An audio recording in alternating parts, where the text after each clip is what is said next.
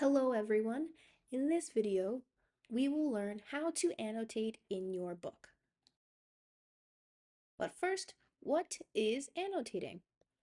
Annotating is when you write notes, comments, or questions directly in your book. There are different ways you can annotate.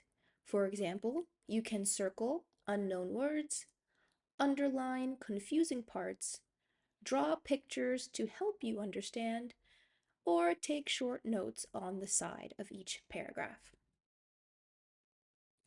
There are a few things you can take notes on in the book.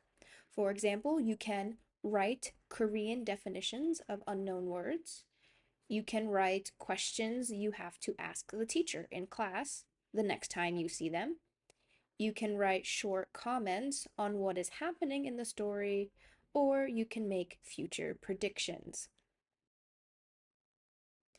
A good tip to remember is you should only write short comments when annotating. Do not write in full sentences. If you write in full sentences, you will write too much, and that is not what annotating is. Let's look at some annotating examples. All of these examples are the same examples from the highlighting video, so I will not be reading them with you in this one. So if we look at this example from the Honors 1 GD book, we can see different ways to annotate. So we have Japan underlined with the Korean definition written underneath. There's a little picture for shelters to show that a shelter is a type of home.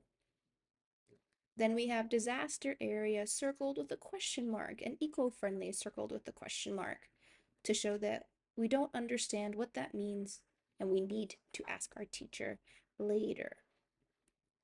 Then we also have little notes on the side that say made of recycled paper, stronger and cheaper, build houses with paper, showing that again, you do not need to write in full sentences.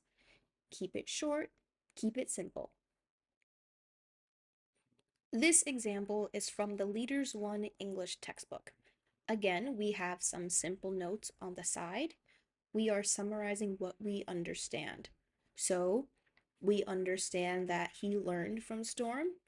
We understand that there are life and death lessons. We understand that built like a truck is a simile.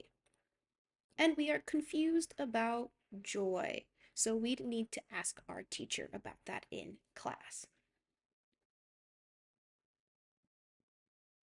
Our last example is from the Leaders 3 NF textbook.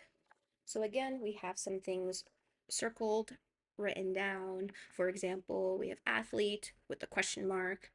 We also have long jump, and we have guessed that maybe this picture is showing a long jump. We know that motion is change in position, but we don't know what position is. So that's another thing you'd have to ask your teacher about. And we guess that maybe this picture is showing different positions, possibly. And on the side, we have horizontal and vertical. We can guess that vertical means up and down, and horizontal means left and right. So these are all the different ways that you can and should annotate in your textbooks.